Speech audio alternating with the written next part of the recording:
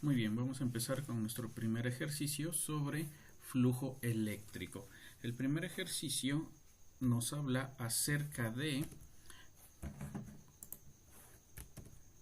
un flujo eléctrico a través de un disco. Para este ejercicio vamos a tener los siguientes datos o el siguiente problema.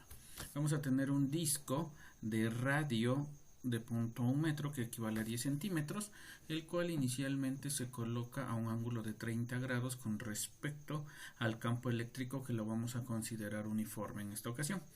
Dentro de las consideraciones importantes que tenemos es que el disco lo vamos a considerar bidimensional, es decir, no tiene grosor. Al no tener grosor va a ser importante que necesitamos especificar la dirección de dicha área, del vector área, debido a que en este caso no podemos hablar de un adentro o de un afuera. Además de esto, los datos importantes que nos están dando dentro del problema es que conocemos el radio del disco, que en este caso es de 10 centímetros o 0.1 metros. Además nos dan la magnitud del campo eléctrico, que es 2 por 10 a la 3 newton sobre coulomb.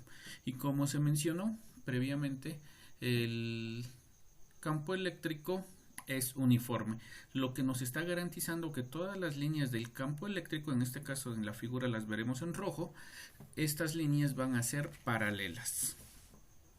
Entonces, el problema consta de 3 incisos. El inciso A nos va a decir cuál es el flujo eléctrico a través del disco, problema original. El segundo inciso nos va a decir cuál sería el flujo que cruzaría el disco si este disco es rotado 60 grados más de los que ya tiene. Y finalmente, cuál sería el flujo que pasaría a través del disco si su normal fuera paralela al campo eléctrico. Muy bien, para resolver el primer inciso necesitamos recordar las ecuaciones que ya conocemos. Recordemos que la ecuación de flujo la hemos definido como E.A, donde E es el vector de campo eléctrico, A es el vector área y aquí tenemos el producto punto, que como bien recordamos, la operación producto punto la podemos ver como la magnitud del campo eléctrico por la magnitud del vector área por el coseno que hacen estos dos vectores. Además hay que recordar de trigonometría nuestra forma de calcular el área, que es pi por radio al cuadrado. En particular vamos a estar utilizando la ecuación 2 y la ecuación 3. La 1 es simplemente para recordar lo que se vio en clase. Muy bien, para resolver el primer inciso tenemos que calcular el área de la circunferencia, que como bien dijimos que es pi por radio al cuadrado. Si introducimos los datos que previamente obtuvimos, pues el área que vamos a obtener es de 0.0314 metros cuadrados. De ahí, para calcular el campo eléctrico, aplicando la ecuación 2, simplemente tenemos que sustituir los datos. Vamos a sustituir el valor del campo eléctrico, que es 2 por 10 a la 3 newton sobre coulomb. Lo vamos a multiplicar por el área, la magnitud del área, que en este caso es de 0.0314 metros cuadrados. Y se multiplica por el coseno, en este caso el coseno de 30 grados, que es el ángulo que hace el campo eléctrico con respecto a la normal o el vector área que estamos trabajando. Después de hacer las operaciones con la calculadora, obtenemos que el flujo eléctrico a través de esta circunferencia es de 54 newton metro cuadrado sobre coulomb.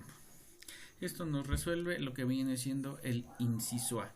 Para resolver el inciso B,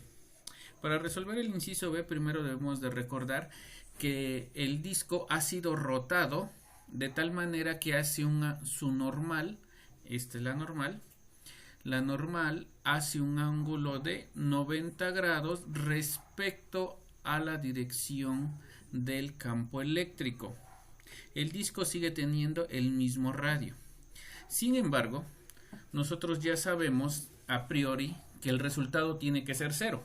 debido a que el producto punto, como nosotros sabemos, el coseno de 90 en automático nos va a dar el 0, nos va a generar. Sin embargo, si introducimos todos los datos, el valor del campo eléctrico, el valor del área y el valor del coseno de 90, el coseno de 90 por ser 0 sería 0, que nos hace toda esta operación. Por lo tanto, el resultado de flujo es de 0 newton metro cuadrado sobre coulomb cuadrado.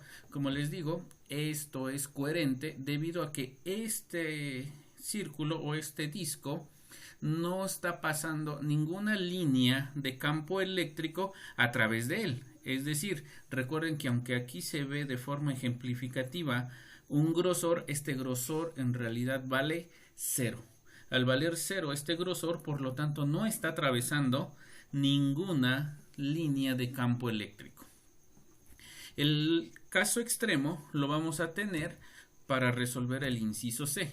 En el inciso C tenemos que la dirección del vector área es paralela a la dirección del campo eléctrico.